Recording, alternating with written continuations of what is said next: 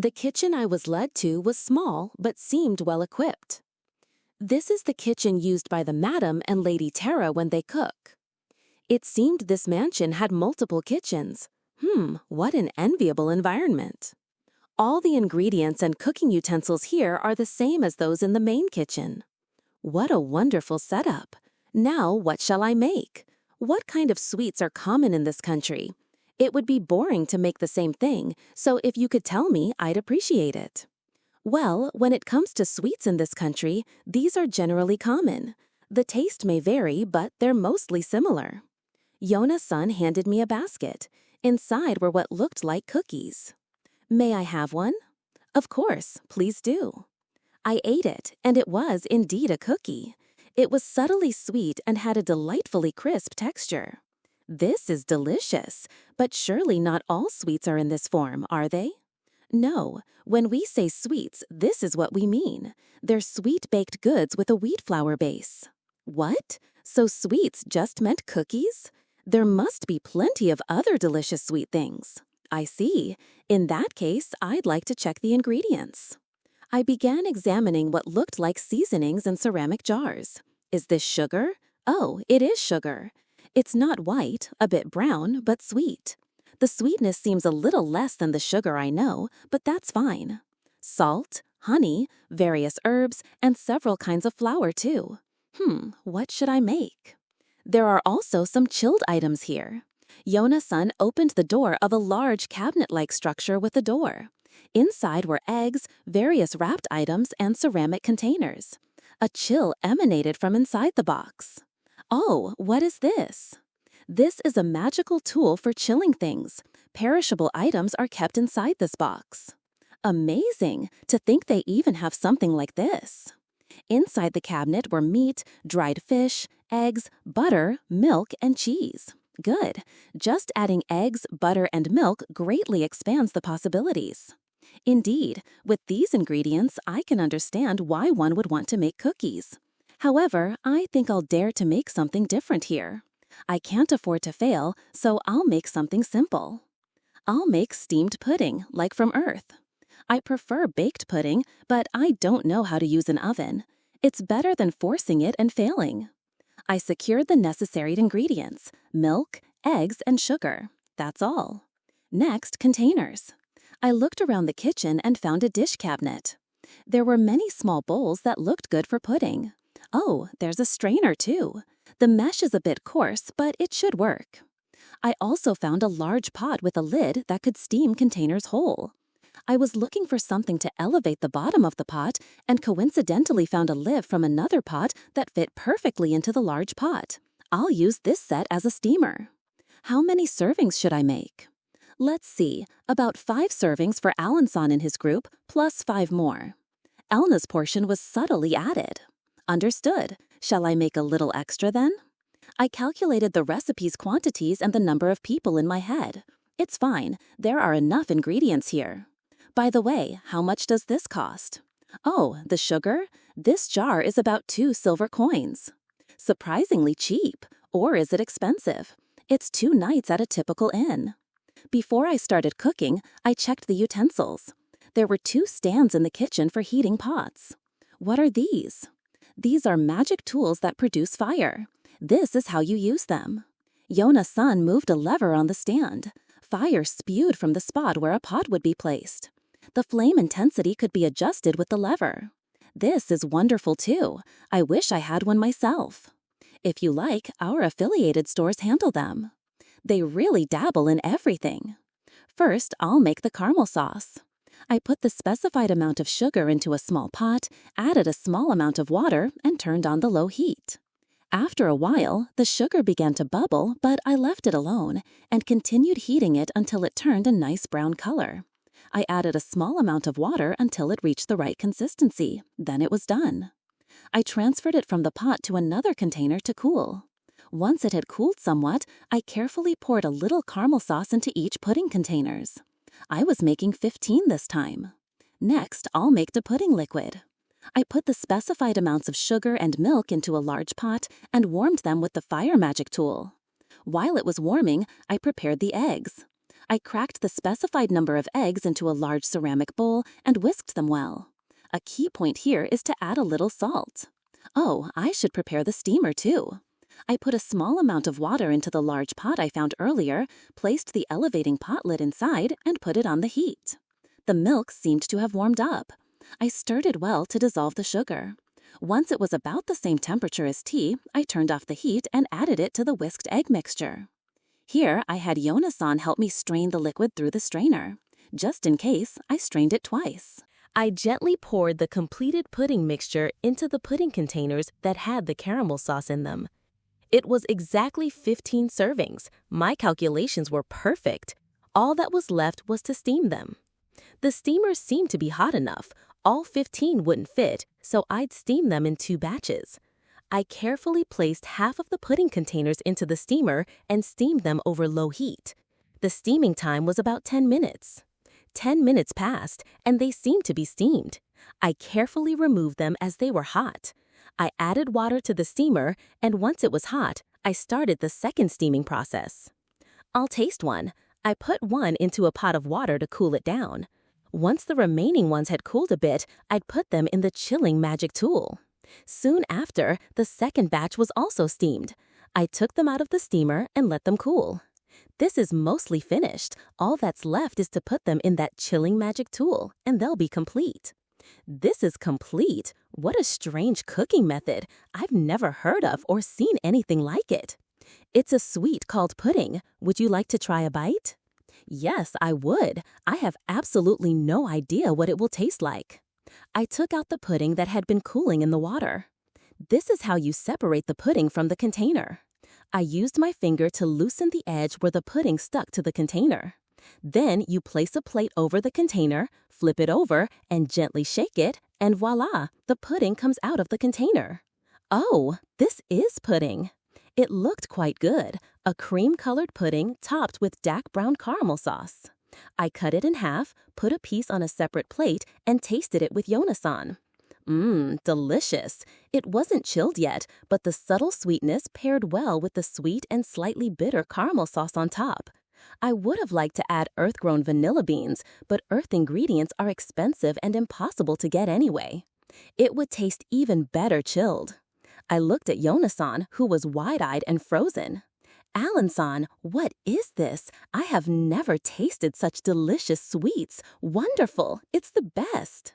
Even if you ask me what it is, I can only say it's pudding. I'm glad he enjoyed it. It'll be even more delicious when it's chilled. Will the madam like this? Of course, I can already imagine the madam and Lady Tara's delighted faces. I hope so. When would you like them to be served? It needs some time to chill, so I don't think it will be ready for lunch. It was almost noon.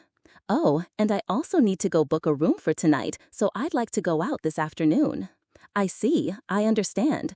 I'll confirm with the master, but he's currently out on business. He'll be back soon, so could you wait until then? Understood. I put all the puddings into the chilling magic tool and returned to my room. Back and Tor were there. Alan-san, listen, the appraisal of the cargo was done and it's almost double the previous amount. Oh, that's amazing. You must have been severely underpaid before. Well, that's true, but Katsur-san said that our cotton is of remarkably high quality, something rarely seen, and that's why it got such a high price. I see, that's good then. Yes, this is all thanks to Alan-san. If you weren't here, this wouldn't have happened. Yes, they both said. There was a knock on the room door. It's Jonas. Lunch is ready. In the usual dining room, Tar-san, Kator, Clelia, and Elna were already seated. I was guided to a seat. Alan-san, I heard from Jonas. It seems you made a splendid sweet. Oh, I just hope it suits their taste. I'm quite nervous right now. Unfortunately, Lana and Tara are currently called away by the neighborhood ladies. I plan to serve it at dinner. I see. We'll be staying at an inn tonight, so perhaps you could tell us your thoughts another day. No, Alan-san and your companions, I truly wish for you to stay at our home again tonight. Of course, that includes Elna-san. But wouldn't that be too much trouble? Not at all. We owe Alan-san and your group an unpayable debt. You are welcome to stay as many days as you wish. Understood. In that case, I'll trouble you for just one more night. Thank you very much. Tarsan is a good person. Beck and Tor were secretly rejoicing. The dishes served for lunch were again all exquisite and delicious. Why was the level of sweets not on par with the level of the cuisine? Oh, right. I need to check about the seasonings. I definitely want to get seasonings other than salt. As lunch was drawing to a close, Clelia spoke to me. Alan, can I have a moment after the meal? I have something to tell you. Understood. It seemed she was finally going to explain the situation. After the meal, Beck and Tor seemed to be heading out to do some shopping. Originally, the village's trade was a means to obtain necessities like salt, and they would use the money from selling their cargo to buy various things. We decided to talk in the room I was borrowing. Elna was also present. Alan, I'm sorry for hiding the situation until now. It's fine. You have your reasons, right? I think I already told you my name is Clelia Starvine, but I am from the neighboring Starvage Kingdom. So the neighboring country is the Starvage Kingdom. Huh. Clelia's name sounds very similar to the country's name. Clelia looked like she had said something important, but I had no idea what it was about. And? That is, I am of the Starvage Kingdom. No, I was I didn't understand the word. What's princess? Lady Clelia, is this man all right? Don't say that. Alan, no, Mr. Corinth, didn't know this language until about a month ago. It's not strange for him not to know a word. This man is a princess? That word came up again. Everyone I met said Clelia was that. Am I also a princess? Also, Clelia's sudden change in speech bothered me. Princess means the king's daughter. The king's daughter? So, a princess. I had thought Clelia was from a privileged background, like a noble from stories, but this went beyond my expectations. I see. Why was a princess in a place like that? There are deep reasons for that. Then, Clelia began a long story. A coup d'etat had occurred in her country. She wasn't in the capital because she was out on inspection. Her family had all been killed. She came to this country to ask for aid at the suggestion of relatives at her inspection destination. Those relatives had probably been defeated in battle and destroyed. To shake off their pursuers, they had split their escorts into 8 carriages and left the country simultaneously. I see. So they met me while dispersing. Elna seemed to be one of the escorts from another dispersed carriage. As she spoke, memories of that time resurfaced, and Clelia teared up. I see. You've been through a lot. To have her family killed and be driven out of her country must have been incredibly difficult. I patted Clelia's head. Clelia bowed her head and nodded, then began to cry properly. Mr. Corinth, please don't touch Lady Clelia so casually. Elna, it's fine. Mr. Corinth, the king of this Birda kingdom is my relative. I intended to ask this country's king for aid. However, after meeting Elna, I realized that wouldn't be possible. Upon hearing the detailed story, Elna's escort unit was disappointed when they realized Clelia wasn't in their carriage after they departed, but they continued towards the Sicilio kingdom as planned to draw away pursuers. Upon arriving in the Sicilio kingdom, they disguised themselves as adventurers to hide their identities as knights and searched several towns for Clelia, but couldn't find her. They did meet 2 other groups of carriage escorts, but they split up to avoid attracting attention as a large group. Elna's group apparently came to the Birda kingdom on a slim hope. Knowing that the king of the Birda kingdom was Clelia's relative, they requested assistance from a local noble to help with the search. Elna had separated from the group to prepare in case Clelia appeared in this city. The noble sent a swift rider to inquire with the king. When the rider returned, the group was captured and taken somewhere by carriage.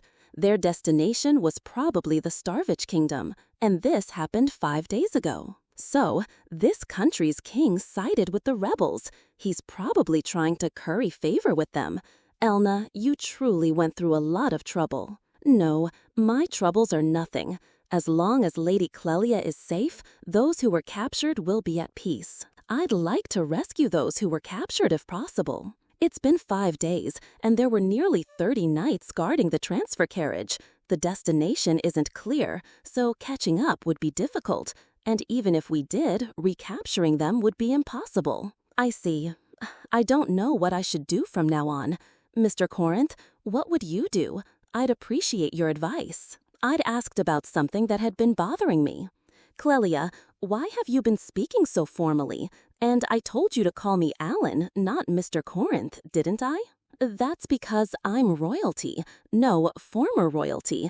And Alan is a princess, so I thought. Just so you know, I'm not a noble, okay? I tried saying it, believing that the word princess meant noble. Eh? But Alan, you have a family name, don't you? I do, but I didn't quite understand what she meant. You have a family name, but you're not a noble? That's right. In my country, most people have family names, but aren't nobles. In this continent, does having a family name mean you're a noble? There are some human planets where surnames aren't used. Still, I never knew Clelia thought I was a noble. Such a thing. So, on this continent, only nobles have family names? Clelia was somehow shocked that I wasn't a noble.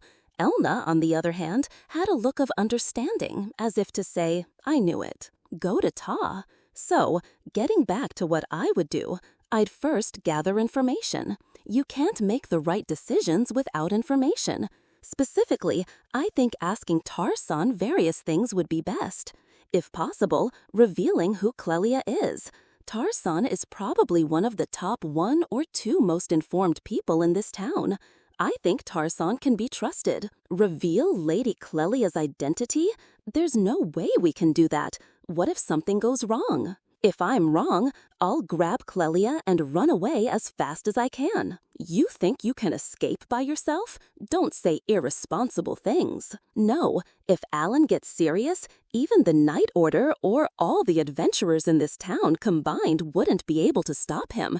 That much is certain. What? Is such a thing possible? I can say that with confidence. And Elna, please be careful how you speak to Alan. Understood. My apologies. I also think Lord Tars can be trusted. Alan, I'm sorry, but would you accompany me to meet Lord Tars? Understood. We left the room to meet Tarsan. The 3 of us went to the usual dining room, where Jonas-san was talking with an employee. Alan-san, what can I do for you? If Tarsan is available, there's something important I'd like to discuss. Clelia and Elna will also be present. Understood. I will go inquire about the master's availability. Jonas-san returned shortly with Tarsan. Let's talk in the negotiation room, Tarsan said. The negotiation room was a small room in the mansion, big enough for about 10 people. An employee immediately brought tea. May Jonas also be present, Tarsan asked, looking at Clelia. That's fine, Clelia replied. Indeed, I also thought Jonas-san could be trusted.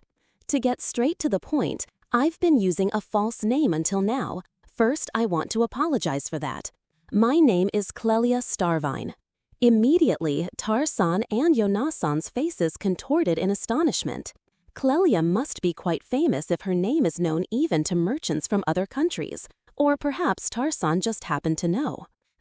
This is, Your Highness, there's no need for apologies, not at all. It's only natural given Your Highness's position. Tarsan was quite flustered. Lord Tars, there's no need to call me Your Highness. You are not from Starvage, and I am no longer in that position. Understood, Lady Clelia. And what is it you wish to discuss? If you have any information regarding Starvage, I would like to hear it. I see, so that's it. I've been away from the city and haven't fully grasped everything yet, so I'll have Jonas explain. Lady Clelia, where should I begin? I believe there was a battle in Ludwig. If you know about it, please start from there. First, please understand that what I know largely consists of merchant rumors and therefore isn't confirmed information. Here, Jonas-san took out what looked like a memo pad from his inner pocket and checked its contents. First, regarding the battle in Ludwig, it is said that the defending forces of the Marquis of Ludwig numbered 6,000, while the combined forces of the southern and western nobles amounted to 40,000. I don't know the details of the battle, but the noble allied forces, using their superior numbers, pushed the Marquis' army into the castle, and the battle became a siege. Despite repeated calls for surrender, the Marquis' army did not yield, and after 2 weeks, the Marquis' castle was subdued. According to someone who spoke with villagers who observed the battle from afar, it seemed as if the Marquis' army was trying to buy time. My uncle was probably trying to buy me time to escape. Do you know what happened to the Marquis?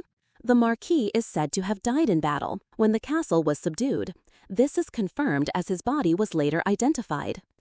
So it is. There are also rumors. Before the Marquis' army moved into a siege, there are multiple testimonies of a considerable number of what appeared to be the Marquis' soldiers secretly leaving the territory. I don't believe my uncle's soldiers would desert. They probably let those who wished to escape before a hopeless battle. Once the Marquisate fell, the northern and eastern nobles surrendered one after another. 35 days ago, all nobles were said to have surrendered. And yesterday, the latest information arrived. 20 days ago, a declaration was made that Marquis Agostini of the South would be crowned king, establishing a new kingdom. The country's name was also changed to the Alois Kingdom. Marquis Agostini, Rotringen, I've met him once. Alois Kingdom, so they reverted the country's name? Lord Tars, Lord Jonas, I thank you for this valuable information. I can do nothing now, but I hope to repay this debt someday. It is nothing at all, Lady Clelia. You need not feel indebted for such a small amount of information. From now on, we will put even more effort into gathering intelligence. I cannot ask that much of Lord Tars. No, we are always gathering information anyway. It is a merchant's iron rule, and it's just a matter of putting in a little more effort. My father was a merchant from Starvage. He fell in love with my mother at first sight, or so he said, and settled in this town. So you could say I am half Starvage myself. My father passed away 4 years ago, but during his lifetime, perhaps out of nostalgia for his homeland, I grew up hearing endlessly about how wonderful and excellent Starvage was. Therefore, if the princess of the country my father loved is in trouble, it is only natural for me to help. Lord Tars, thank you. However, there is something I must tell you, Lord Tars.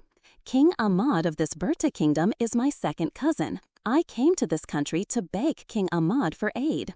Clelia then told Tarsan about Elna's true identity and what had become of her companions. In short, King Ahmad of this country has sided with the rebels, no, with the Alois Kingdom. To help me would be going against the will of this country's king. I see. To prioritize profit over blood ties is typical of a king. However, there has been no official notification from the country to apprehend Lady Clelia, so there's no problem. Furthermore, I don't believe such a notification will be issued in the future. After all, if the king were to issue an order to arrest his own second cousin, it would greatly damage his prestige. Therefore, Lady Clelia, you do not need to worry. Understood. Thank you again. Well, now that that's settled, I think I'll go meet some fellow merchants and gather a bit more information. Please do. Clelia, Elna, and I decided to return to the room to talk. We got information, but there was nothing that immediately led to any action. Indeed, however, it's a great help to have someone so knowledgeable about this country like Lord Tars assisting us. This is also thanks to Alan's recommendation. I didn't do anything. It's thanks to Tarsan's character. Clelia, what will you do now? I don't know. What should I do? Ideally, I'd like to reclaim the country, but I also wonder for what purpose? What would be the point of someone who ruled in a way that led to a rebellion reclaiming the country again? To the people of the kingdom, it surely wouldn't make any difference whether the Starvines ruled or the Rotringens ruled. That's not true. The Starvine royal family was beloved by the people. They were beloved by most of the noble vassals, too. This rebellion, something is wrong with it. I don't know what's wrong, but I know something is wrong. I am a royal guard knight assigned to Lady Clelia. I will follow Lady Clelia forever. Thank you, Elna. But the royal family is destroyed, and the country is gone. Shouldn't you return to your homeland now? The Starvine royal family still has Lady Clelia, and I swore to the goddess Luminous to protect Lady Clelia with my life. Oh, Elna, what are you saying? I couldn't quite follow that conversation. Is there something bad about swearing to a god to protect someone? However, this involves religion. It's best not to ask carelessly right now. If I were to say I didn't know about Goddess Luminous, I don't know how they would react. I see. I understand well. Elna, your feelings truly make me happy. I won't tell you to go back to your homeland anymore. Let's live together. Yes, Lady Clelia. I don't quite understand, but it seems to have been resolved. Alan, I have something urgent I must do. What is it? There may be others still searching for me. I must let them know my whereabouts and allow those who can return to their homeland to do so. That's true. It would be a pity to keep them searching indefinitely. But how should we do it? Elna, did the two groups you met in the Sicilial Kingdom say anything about their future actions? No, only that they would expand their search area a bit more. However, I did tell them that my group planned to head to the Berta Kingdom. There's a possibility we might miss each other even if we move. Those guys are disguised as adventurers, right? Then they might go to the Adventurers Guild. If we leave a message or post it on the guild board, it might reach them. Alan, that's a good idea. Let's go with that. However, that might also catch the eye of the pursuers. I haven't seen any in this country yet, but when I was in the Sicilial Kingdom, I saw several suspicious groups of adventurers who might have been pursuers. I see. So the pursuers are adventurers. Indeed, they can't send an army into another country. They could be real adventurers or just disguised as such. Both are possible. Elna, isn't there some kind of code that only the Royal Guard would understand? That might be a good idea. For example, Lady Clelia's room in the Royal Palace was sometimes referred to as C-3-12 among the Royal Guard. What does that mean? It means the 12th room from the left on the 3rd floor of Building C. I see. If the message is from the resident of C-3-12, then no one outside the Royal Guard would think it's from Clelia. Excellent. But what should the message say? How about the resident of C-312 is waiting in Gotanya? Then let's go with that. Since we didn't have anything particularly to do, we immediately decided to go to the Adventurers Guild and make a request. The same receptionist was there, so we asked him. Excuse me, I'd like to make a request. Is this the right place for reception? Oh, Alan-san, you're taking on a request after all. Thank you, said the receptionist. No, I don't want to take a request. I want to make a request to the guild. Ah, I see. Understood. What kind of request? Can the guild handle requests to post messages within other adventurers' guilds?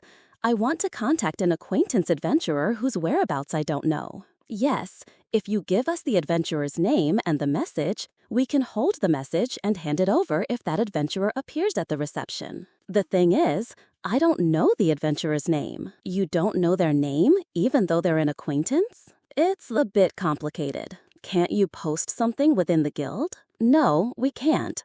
Only requests can be posted within the guild. Then, if the message takes the form of a request, can it be posted?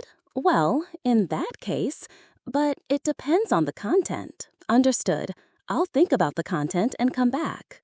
Oh, can the client remain anonymous? That is possible. The three of us went to the general request board. So, it just needs to be something like what's posted here. Various requests were posted there. Escort missions, monster extermination requests, material acquisition requests, truly diverse. The content can be anything, right? Seeking Wyvern Magic Stone, quantity 1. Deliver to Gotanya Adventurers Guild. Reward, 1 large silver coin. Deadline, 6 months from today. Client, resident of C-312. How about that? A Wyvern Magic Stone wouldn't be just 1 large silver coin. It should be at least 10 gold coins. Lady Clelia, I think it would be at least 20 gold coins. It's that expensive. Well, if I ever see a wyvern, I definitely have to hunt it. The hide and meat would probably sell too. Okay, then let's make the reward 5 gold coins. We don't want unrelated adventurers accidentally bringing one in. I went to tell the receptionist. What? 5 gold coins for a wyvern magic stone? And brought in? Is that bad? In that case, it might be considered a joke request and not accepted. You need at least 10 gold coins. Understood. Then 10 gold coins, please. So, which guilds should I send the request to? All the guilds in the Sicilio Kingdom and the Berta Kingdom that are close to Starvage. That many? In total, there are 21 locations? Please do it. There will be a fee for remote requests. How much? 1,000 guinea per location. That's quite a lot. Should I change the magic stone to a cheaper one? But if the request is too easy to fulfill, it loses its meaning. Oh well, I have the money, so let's go for it. Understood. Please proceed. What? Are you sure? Elna was also surprised. Also, as a deposit, an amount equal to the reward is required. This will be refunded if the request is not fulfilled. Furthermore, if the request is fulfilled, you will pay the guild an additional 20% of the reward as a commission. Is that acceptable? A deposit, too. Well, it can't be helped. Understood. Then, as the request fee, I will take 121,000 guinea. It was good that I brought all my money again. But now the money I took from the bandits was only a little over 70,000 guinea. When will the request be posted? It will be posted tomorrow. In all guilds? Yes. How do you contact them? I can't go into detail, but adventurers' guilds have artifacts that allow them to communicate with guilds in distant locations. Oh, an artifact, a legendary magic tool that Clelia once told me about. Can I see that artifact? Of course not. Its location is also a secret. I see. That's a shame. Well, please proceed with the request. Oh, by the way, there's a designated request for you, Alan-san. It's from the large establishment Tars Trading Company. Here are the details of the request. If you accept, please visit the Tars Trading Company. Come to think of it, there was such a conversation. Yona-san works fast. I was handed a paper with the request details by the receptionist and immediately looked it over. Clelia also peered over my shoulder. The reward was 5 large silver coins. Wasn't that an exorbitant amount for a one-day job? Understood. I'll visit them. We left the guild. Alan, it seems I've made you spend a lot of money. I'm sorry. It's fine. Back in Taurus said they wouldn't accept it, so this money is ours, Clelia's and mine. Let's use it as we please. Understood. Thank you, Alan. Then let's go buy Alan some clothes. Oh, Elna needs some too. I'd like another outfit myself. I only had one set of casual clothes, so I definitely needed more. All right, let's go shopping. However, I wasn't sure which stores sold clothes. We were just in front of Zark's armor shop, so I decided to ask him. Entering the shop, I saw Zark about to carry out the armor I had bought. Zark, sorry to bother you again. Do you know any good shops around here that sell clothes? Clothes, huh? Well, I recommend a shop in our affiliate chain. It's called Tara's Clothing Store, just around that corner to the left and a little ways down. It seemed they also handled clothes. How many branches did they have in total? Understood. Thank you. We found the shop quickly. It wasn't large, but it was neat. Inside, there were 2 female shop assistants. Welcome. What are you looking for? I'll choose Alan's clothes. Clelia declared and started picking out various items. I wasn't very good with the fashion sense of this world, so I left it to her. I see. I'm counting on you. I'd like about 2 outfits. Understood. Leave it to me. Clelia then spent nearly an hour choosing my clothes. Honestly, I was mentally exhausted. After that, Clelia and Elna started choosing their own clothes.